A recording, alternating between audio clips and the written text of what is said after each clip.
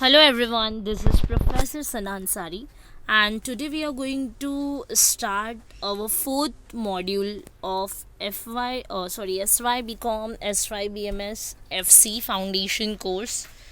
Okay, BAV BBI. हम जो आज स्टार्ट करने वाले हैं ये हमारे FC का मॉड्यूल फोर्थ है. ठीक है, soft skills for effective interpersonal communication. ठीक है, यहाँ पे हम डिस्कस करेंगे about some soft skills for effective interpersonal communication, effectively interpersonal communication. So first of all, I think the word is interpersonal. I think कितने लोगों के लिए न्यू होगा, तो I think we should know about the interpersonal communication. So what is interpersonal communication? Whenever the two peoples are communicating with each other, or we can say the communication in between of two or more peoples, it is called as interpersonal communication. But interpersonal communication क्या होता है, कैसे होता है, and soft skills क्या होती है, ये सारा हम यहाँ पे इस मॉड्यूल में डिस्कस करने वाले हैं. ठीक है, तो इस मॉड्यूल में जो हम फर्स्ट चीज़ पढ़ने वाले हैं वो हमारा यहाँ पर होगा लिसनिंग. ठीक है, सो यहाँ पर हम सबसे पहले स्टार्ट करने वाले हैं that what is effective listening. ठीक है, लिसनिंग क्या होता है, इफेक्टिव लिसनिंग क्या होता है, ये हमें समझना है. नॉर्मली हम जानते हैं कि लिसनिंग मीन्स सुनना, किसी भी चीज़ को सुनना, but listening refers to listen anything very clearly and very properly. ठीक है, सुनना सिर्फ आपको सुनना नहीं है, लाइक सुनने के साथ साथ, ठीक है, उस चीज़ को समझना, उसको अंडरस्टैंड करना, उसको माइंड में सेट करना, it is called as effective listening. ठीक है, जैसे कि यहाँ पर आप देख सकते हैं, listening is one of the important element of communication.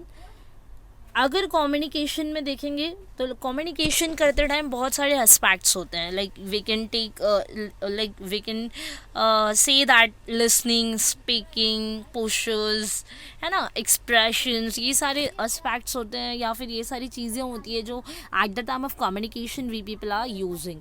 But अगर हम देखने चाहेंगे तो whenever we are communicating with the others now, तो listening is playing very much important role. ये एक ऐसा एलिमेंट है जो हमारे कम्युनिकेशन में बहुत ही ज़्यादा मैटर करता है. what is mattering in our communication, that is listening. ठीक है, लिसनिंग क्या करता है, बहुत ही ज़्यादा मैटर करता है.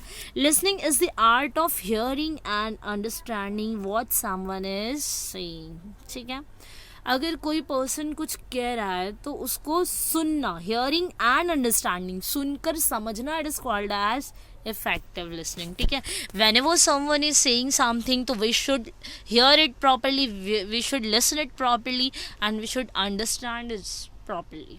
ठीक है, listening requires the presence of ears. Year है ये, ईयर्स नहीं है. listening requires the presence of ears and mind. it means hearing and understanding. ठीक है, लिसनिंग के लिए क्या होता है, आपका ears and mind का presence होना मैटर करता है. आपके कान और आपके दिमाग दोनों भी खुले होने चाहिए whenever you are listening something. ठीक है, it directly means that the hearing and understanding something. okay, I hope you people can easily understand what is effectively listening after listen this. okay, आपने ये जो भी मैंने कहा है सुना होगा. और अकॉर्डिंग टू केट डेविस अगर हम देखेंगे तो Kate Davis states that listening is a conscious positive act requiring will powers. ठीक है, हम सुनते सब कुछ है ना, ऐसा होता है समटाइम्स हम म्यूज़िक वगैरह सुनते हैं, है ना, तो म्यूज़िक आपको बहुत ही जल्दी याद हो जाती है. नेक्स्ट टाइम आप इजीली उस म्यूज़िक को गाते हो, सिंग करते हो.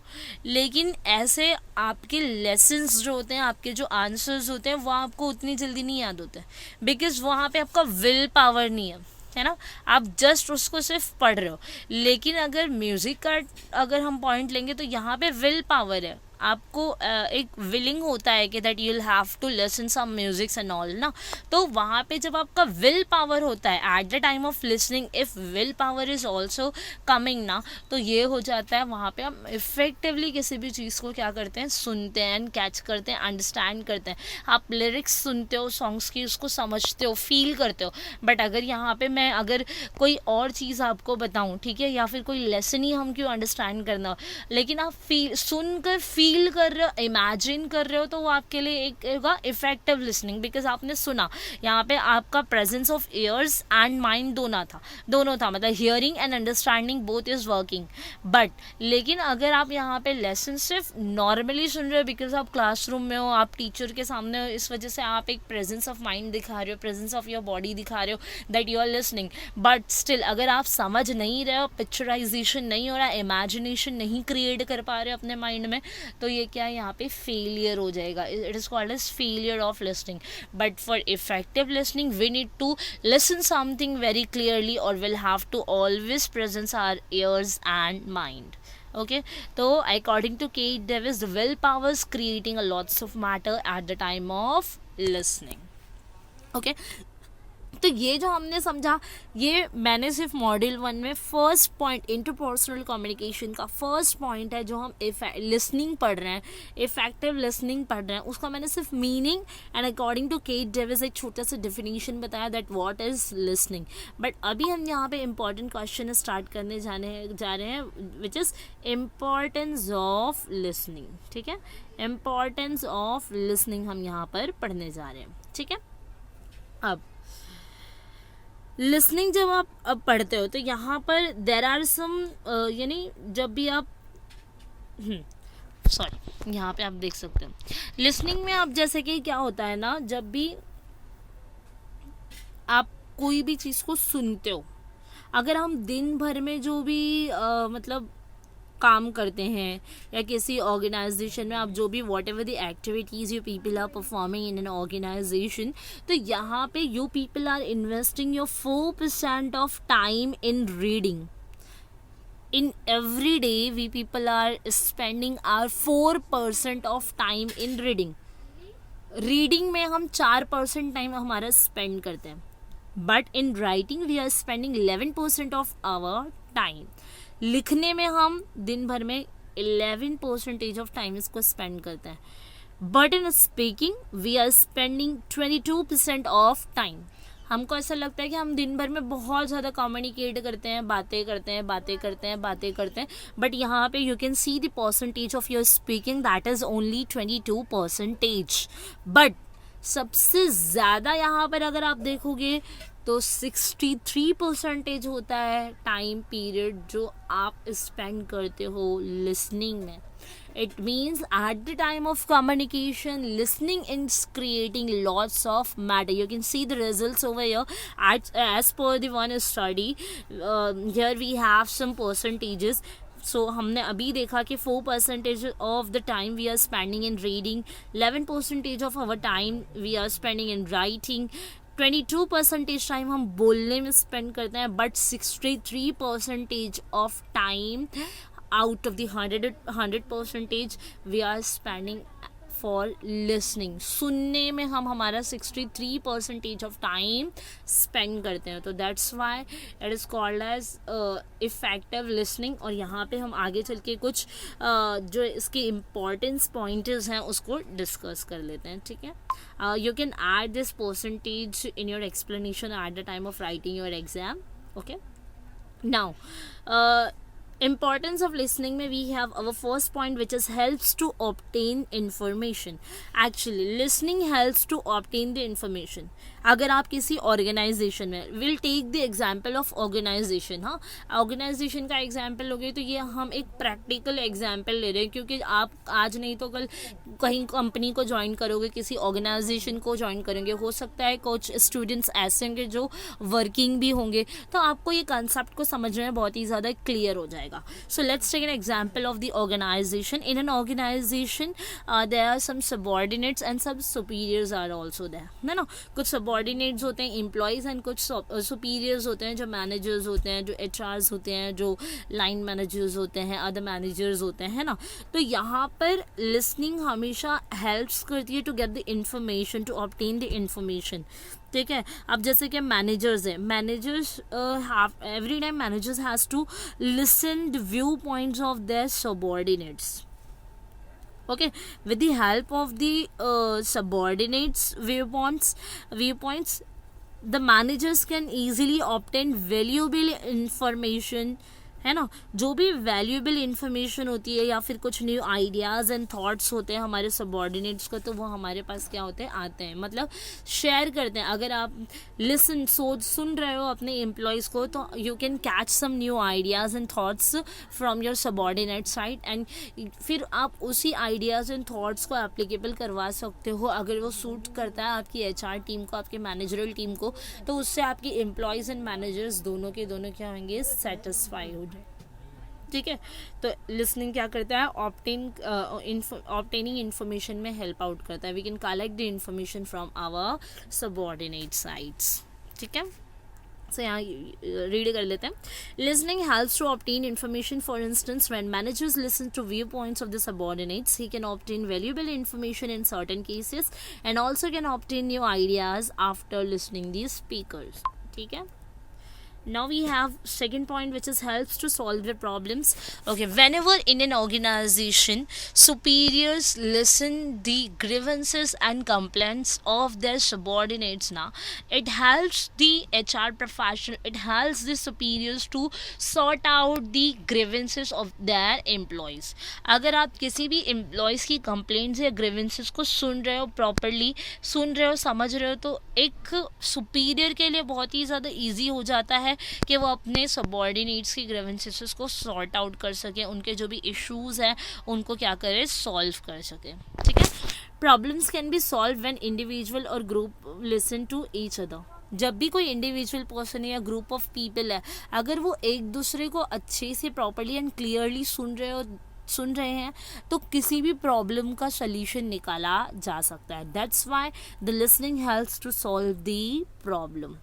Listening may also help the other person to view the problem more clearly and therefore work out possible solution. And इसका मतलब सिर्फ ये नहीं होता है, it does not mean that the opposite party should always be agree with the other's point of view. और I should always agree with the others point of view. मुझे ऐसा नहीं होगा अगर मैं किसी को सुन रही हूँ effectively तो I should agree with the others point of view. It is not compulsory. ठीक है. आप आपके व्यू पॉइंट्स को भी यहाँ पर रख सकते हैं. ठीक है. So that's why the listening helps to solve the problem. Now we have our third point, which is develops better relationship. Effective listening जो होती है, उससे क्या होता है, हम easily better relationship among the people of the organisation में create कर सकते हैं. अगर एक दूसरे को अच्छे से सुना जा रहा है, उनकी ग्रीवेंसेस, उनके न्यू आइडियाज़ एंड थॉट्स, जो कंप्लेंट्स है, अगर वो अच्छे तरीके से सुनी जाती है इन एन ऑर्गेनाइजेशन, तो ऑर्गेनाइजेशन के जो लोग हैं, एम्प्लॉयज़ हैं, ठीक है, उनके बीच में भी उनके बीच में भी क्या होता है, एक अच्छा रिलेशनशिप क्या होता है, क्रिएट होता है, just because of effective listening. We can take the example that क्या होता है, सर्टेन एम्प्लॉयज़ होते हैं जिनकी ग्रीवेंसेस होती है अगेंस्ट द मैनेजमेंट, है ना. मैनेजमेंट से अगर कोई एम्प्लॉयज़ है जो डिससेटिस्फाइड है, आप एम्प्लॉयज़ एक दूसरे के साथ अगर उस डिससेटिस्फैक्शन को कम्युनिकेट कर रहे हैं, उसको सॉर्ट आउट करने के लिए मैनेजमेंट से बात कर रहे हैं, if management listen to such grievances properly ना, तो it has to make both of them to be satisfy. दोनों को सेटिस्फाई होने के लिए हेल्प करती है. ठीक है. इसके बाद आप यहाँ पर देख सकते हैं fourth point we have, which is helps to know the organisation. अब लिसनिंग क्या करती है, हेल्प करती है ऑर्गेनाइजेशन को समझने के लिए. अगर कोई एम्प्लॉई है जिसका कोई ग्रीवेंसेस है, कंप्लेंट है, सैलरी से रिलेटेड है, प्रमोशन से रिलेटेड है, ऑफिस के इन्वायरमेंट से रिलेटेड है, ठीक है, तो यहाँ पर अगर एज ए एम्प्लॉई मैं जाकर मेरे मैनेजर से डिस्कस करती हूँ तो वहाँ पे क्या होएगा, मैनेजर्स मुझे कुछ ना कुछ ओपिनियन होंगे या फिर जो भी थिंकिंग होगी वो शेयर करेंगे। तो वहाँ पर हम इजीली क्या कर सकते हैं, ऑर्गेनाइजेशंस की प्लान्स एंड पॉलिसीज़ को या फिर कंपनीज की एक्टिविटीज़ एंड प्लान्स को हम क्या कर सकते हैं, ईजिली अंडरस्टैंड कर सकते हैं। Okay, then we have point number 5 which is helps in framing plans and policies.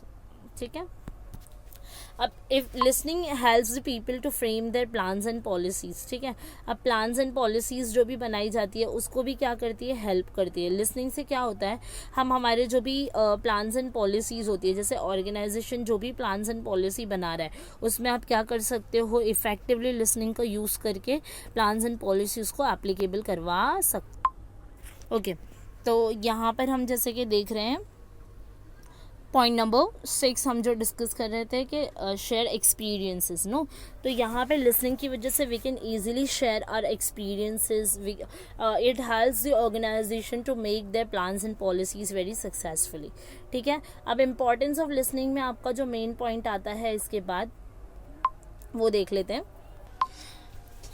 ठीक है, यहाँ पर आप देख सकते हो पॉइंट है हेल्प्स टू शेयर एक्सपीरियंसेस। अब लिसनिंग हेल्प करता है to share experience with each other. Let's take an example, अगर कोई कॉन्फ्रेंस होती है, ठीक है, अगर किसी कॉन्फ्रेंस में देखोगे तो एक्सपर्ट्स होते हैं जो पार्टिसिपेंट्स के साथ क्या करते हैं, अपने एक्सपीरियंसेस क्या करते हैं, शेयर करते हैं।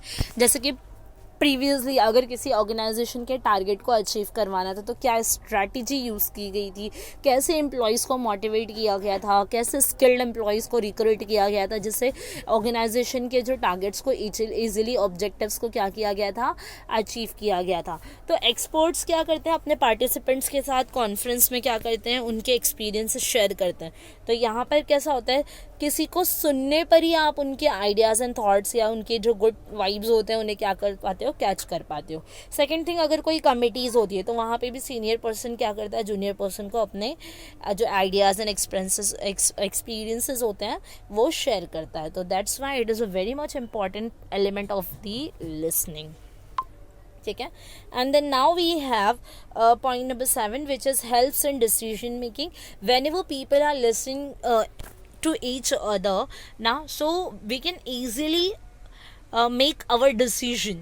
Okay, अगर हम एक दूसरे को प्रॉपरली सुन रहे हैं, अगर as a superior, if I am able to understand or able to listen the grievances and complaints and whatever the ideas of my subordinates, no, so it helps me to make or to create a good decision for my organization. ठीक है, after careful listening to the subordinates as well as the superiors, managers can make proper decisions relating to incentives, schemes and marketing activities.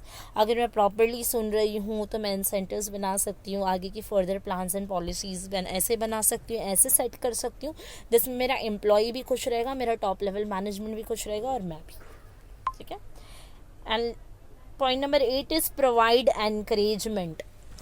ठीक है, देखो whenever we are listening to someone, और अगर हम उसके जो स्पीकर जो भी बोल रहा है उसको अगर अच्छे से समझते हैं ना, तो ऑटोमेटिकली हमारे अंदर एक एनकरेजमेंट बिल्डअप होता है, जिससे आप सामने वाले स्पीकर से कम्युनिकेट करने लगते हो।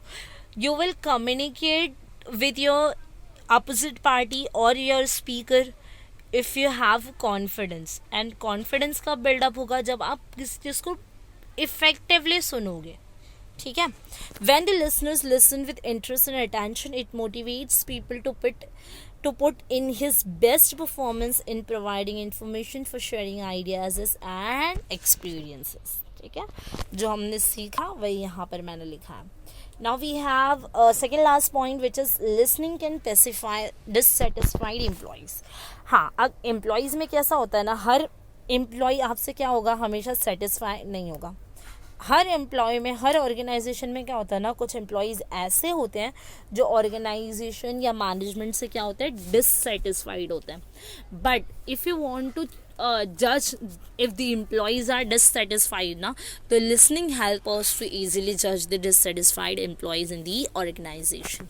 ठीक है, in an organization there are dissatisfied employees. At times they express their dissatisfaction through complaints or grievances. If the managers are ready to listen their subordinates grievances and complaints, no, then it means we can easily pacify the dissatisfied employees. जितने भी dissatisfied employees हैं उनको हम कैसे जज कर पाएंगे? अगर मैं मेरे employees की grievances and complaints को सुन रही हूँ तभी मैं समझ जाऊँगी कि मेरे organization में इतने dissatisfied employees हैं, ये मेरे लिए पॉजिटिव साइन है या नेगेटिव. मतलब एक दो रहेगा डिससेटिस्फाई पॉलिसी से तो मैं हज़ारों के लिए उस पॉलिसी को चेंज नहीं करूँगी.